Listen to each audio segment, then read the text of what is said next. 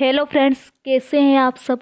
आपके अपने YouTube channel updated GK के ऑनलाइन प्लेटफॉर्म में एक बार फिर से आपका बहुत बहुत स्वागत है। जैसे कि हम इस पर 1000 साइंस के ऐसे महत्वपूर्ण प्रश्न की सीरीज चला रहे हैं जो कि एग्ज़ाम ओरिएंटेड है, एग्ज़ाम में आने वाले क्वेश्चन है। पिछले भी कई एग्ज़ामों में इस प्रकार के क्वेश्चन आए हैं। कल हमने देखे थे 2 क्वेश्चन, डार्क एवेंजर क्या है और पौधों में वाष्पोत्सर्जन दर के निर्धारण के लिए किस यंत्र का उपयोग किया जाता है। यदि आपने वीडियो को ध्यानपूर्वक देखा है तो इसके उत्तर आपको पता होंगे। चलिए हम स्टार्ट करते हैं, अगले क्वेश्चन की ओर बढ़ते हैं। जो ये क्वेश्चन स्क्रीन पर आप देख रहे हैं, इनके आंसर आपको कमेंट बॉक्स में करना है। यदि नहीं पता है तो वीडियो को आप फिर से देखिए। आज का हमारा पहला क्वेश्चन है, निम्न में से सर्वाधिक क्रियाशील धातु है। सबसे अधिक चालकता किस धातु की होती है? चांदी की। राइट आंसर होगा चांदी की। अब और हम ऑप्शन पर बात कर लेते हैं, कुछ तथ्य ध्यान में रख लेते हैं। धातुएं किसे कहते हैं? ऐसे तत्व जो इलेक्ट्रॉन को त्याग कर धनायन प्रदान करते हैं धातु कहलाते हैं। किसे कहते हैं? जो इलेक्ट्रॉन को त्याग कर धनायन प्रदान करते हैं धातु कहलाते हैं। धातुएं सामान्यतः चमकदार, आधातवर्ध तथा तन्य होती हैं। क्लियर है, यह हमें ध्यान रखना है। धातुएं ऊष्मा और विद्युत की सुचालक होती है, ये भी ध्यान रहेगा फैक्ट। अब कुछ और बात कर लेते हैं। सबसे हल्की धातु कौन सी है?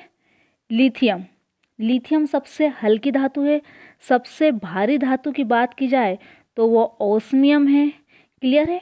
और सबसे कठोर धातु की अगर बात करें तो वो है क्रोमियम। ध्यान रहेगा, सबसे हल्की धातु लिथियम है, सबसे भारी धातु ओस्मियम, सबसे कठोर धातु क्रोमियम और सबसे अधिक चालकता किसकी होती है? चांदी की होती है। उसके बाद तांबा, फिर एल्यूमिनियम, फिर उसके बाद टंगस्टन। ये हमें ध्यान रखना है। क्लियर है। चलिए अगले क्वेश्चन की ओर बढ़ते हैं। ग्रेफाइट को इलेक्ट्रिक आर्क द्वारा अक्रिय गैस की उपस्थिति में गर्म करने पर क्या प्राप्त होता है? फुलरिन। क्या प्राप्त होता है? फुलरिन। अगर ग्रेफाइट को हम इलेक्ट्रिक आर्क द्वारा अक्रिय गैस की उपस्थिति में गर्म करेंगे तो हमें फुलरिन की प्राप्ति होगी। चलिए अगले क्वेश्चन की ओर बढ़ते हैं। इसका पहला आंसर होगा राइट आंसर ए। निम्नलिखित में से कौन सा एक भौतिक परिवर्तन नहीं है? भौतिक परिवर्तन और रासायनिक परिवर्तन, यहाँ से भी क्वेश्चन पूछे जाते हैं। भौतिक परिवर्तन कैसे परिवर्तन होते हैं? ऐसे परिवर्तन जो हमें दिखाई देते हैं, जो स्पष्ट रूप से हमें दिखाई देते हैं, उसे हम बोलते हैं भौतिक परिवर्तन। और जो क्रियाशील होते हैं, जिनके आंतरिक क्रिया होती है, उनको बोलते हैं हम रासायनिक परिवर्तन। तो हमसे यहाँ क्वेश्चन में पूछा गया है कौन सा भौतिक परिवर्तन नहीं है। राइट आंसर होगा इसका ऑप्शन नंबर बी, द्रवित पेट्रोलियम गैस का दहन। ये कौन सा परिवर्तन है? रासायनिक परिवर्तन। जल का नमक में विलय भौतिक परिवर्तन है। बर्फ के गलनांक पर जल का बनना या जमना, ये कौन सा है? भौतिक परिवर्तन है। जल का क्वथनांक पर जल वाष्प का बनना, ये भी कौन सा? भौतिक परिवर्तन है। चलिए अगले क्वेश्चन की ओर बढ़ते हैं। निम्नलिखित में से कौन सा प्रक्रम ऊष्माक्षेपी है? ऊष्माक्षेपी प्रक्रम के बारे में यहाँ पूछा गया है हमसे। राइट आंसर होगा एक सांद्र अम्ल का तनुकरण तथा बिना बुझे चूने के साथ जल की अभिक्रिया ऊष्माक्षेपी परिक्रम होता है। ये 2 प्रकार के परिवर्तन होते हैं, ऊष्माक्षेपी और ऊष्माशोषी प्रक्रम। अगला क्वेश्चन है, यदि निर्धारित लेंस की क्षमता +2.0 डायप्टर है, ये डायप्टर लेंस की क्षमता को हम किस में मापते हैं? डायप्टर में मापते हैं। तो इसका अर्थ क्या है? यदि निर्धारित लेंस की क्षमता +2.0 डायप्टर है, इसका अर्थ क्या है? इसका अर्थ है निर्धारित लेंस किस प्रकार का है? उत्तल है तथा इसकी फोकस दूरी -0.50 मीटर है। ध्यान रहेगा, ये इंपॉर्टेंट क्वेश्चन है। चलिए अगले क्वेश्चन की ओर बढ़ते हैं और हमारा नेक्स्ट क्वेश्चन है, जलीय पारिस्थितिक तंत्र में अपघटक के उदाहरण है। अपघटक किसे कहते हैं? जो जीवों को सूक्ष्म जीवों में तोड़ते हैं, उन्हें हम बोलते हैं अपघटक। अपघटक का उदाहरण कौन कौन से? जीवाणु और कवक, ये क्या है? अपघटक है। अगला क्वेश्चन है, कार्बोहाइड्रेट में कार्बन, हाइड्रोजन, ऑक्सीजन का अनुपात क्या होता है? कार्बन का अनुपात 1 होता है, हाइड्रोजन का 2 होता है और ऑक्सीजन का 1। क्लियर है? कार्बोहाइड्रेट में कार्बन, हाइड्रोजन और ऑक्सीजन का अनुपात 1:2:1 के अनुपात में होता है। अगला क्वेश्चन है, निम्न में से किस पदार्थ को जंतु स्टार्च भी कहते हैं? इंपॉर्टेंट क्वेश्चन है। जंतु स्टार्च किस पदार्थ को कहा जाता है? तो इसका राइट आंसर होगा ग्लाइकोजन। ग्लाइकोजन को हम जंतु स्टार्च के नाम से जानते हैं। मोस्ट इंपॉर्टेंट क्वेश्चन है, कई बार आया हुआ है, रिपीटेड क्वेश्चन है। चलिए अगले क्वेश्चन की ओर बढ़ते हैं। लैंगिक जनन की प्रक्रिया में किसकी प्रवृत्ति अंतर्निहित होती है? लैंगिक जनन में उत्तरजीविता। क्लियर है? चलिए अगले क्वेश्चन की ओर बढ़ते हैं। आज का हमारा नेक्स्ट क्वेश्चन है, हम बहुत कम समय में बहुत अच्छे लेवल के और बहुत ज़्यादा क्वेश्चन कवर करने वाले हैं। वीडियो को आप पूरा देखिए, ये वीडियो आपके लिए 100% हेल्पफुल रहेगा।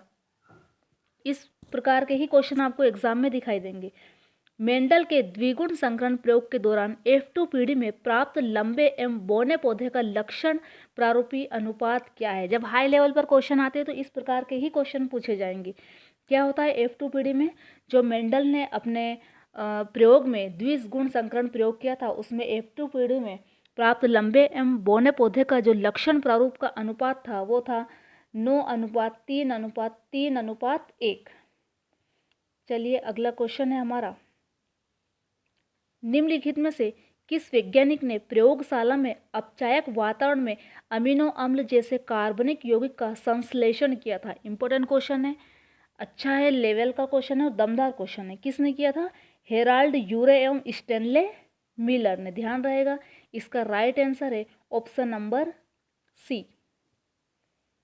आज का हमारा अगला क्वेश्चन है, जिस विलयन में पदार्थ एक सीमा के बाद और अधिक न घोला जा सके, ऐसे विलयन को क्या कहा जाता है? क्या कहलाता है? ऐसे विलयन को हम बोलते हैं संतृप्त विलयन। ऐसा विलयन जिसमें एक सीमा के बाद और अधिक पदार्थ को नहीं घोला जा सकता, ऐसे विलयन को हम कहते हैं संतृप्त विलयन।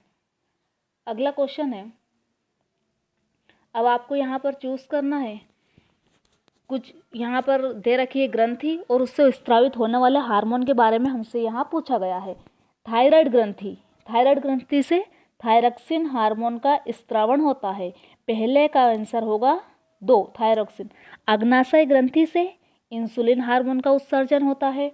अधिवृक्क ग्रंथि से एड्रेनलिन हार्मोन निकलता है और पीयूष ग्रंथि से वृद्धि हार्मोन का स्त्रावण होता है।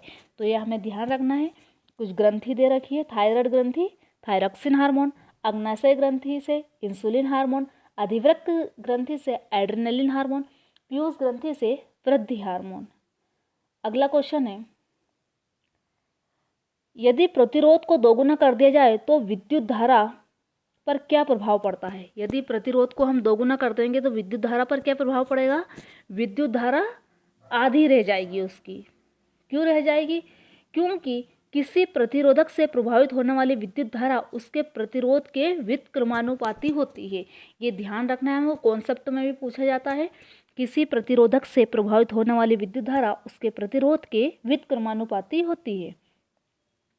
आज का हमारा अगला क्वेश्चन है और लास्ट क्वेश्चन है, किसी पिंड का पृथ्वी पर द्रव्यमान 6 किलोग्राम है। अगर इसके द्रव्यमान को चंद्रमा पर मापा जाए तो कितना होगा? कितना होगा? 6 किलोग्राम ही रहेगा, क्योंकि द्रव्यमान वही रहता है, वस्तु का भार बदलता है, द्रव्यमान चेंज नहीं होता है। वस्तु का द्रव्यमान उसकी स्थिति बदलने से नहीं बदलता है। 6 किलोग्राम के किसी पिंड को चंद्रमा पर ले जाया जाए तो उसके द्रव्यमान उतना ही रहेगा, अर्थात उसमें कोई चेंजेस नहीं होंगे। ध्यान रहे, ये थे हमारे आज के 15 क्वेश्चन साइंस के। इसी प्रकार से इस सीरीज को हम आगे बढ़ाएंगे। लगभग अभी 200 क्वेश्चन हम साइंस के कवर कर चुके हैं। ये प्लेलिस्ट में आपको सारे वीडियो मिल जाएंगे, आप सीरीज़ वाइज देख सकते हैं। इसी चैनल पर हमारी करंट अफेयर्स की क्लास भी चल रही है। आप किसी भी एग्ज़ाम्स की तैयारी कर रहे हैं तो साइंस और करंट अफेयर्स आपको अपडेटेड मिल रहा है यहाँ पर। वीडियो के साथ अंत तक बना रहिए, पूरे वीडियो को अच्छे से देखिए, आपको एग्ज़ाम में कहीं ना कहीं इसी प्रकार के क्वेश्चन मिलेंगे। आई होप कि वीडियो आपको अच्छा लगा होगा। अगर अच्छा लगा है, चैनल पर आप नए हैं तो चैनल को सब्सक्राइब कर लीजिए, वीडियो को लाइक कीजिए, शेयर कीजिए। और आप अपनी तैयारी को बेहतर से बेहतर कीजिए। जय हिंद, जय भारत।